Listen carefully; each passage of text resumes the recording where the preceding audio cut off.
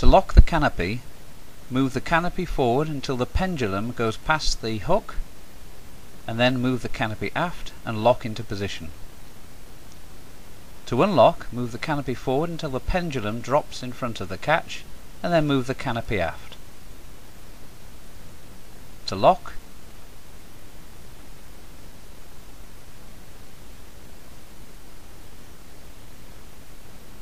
and to unlock.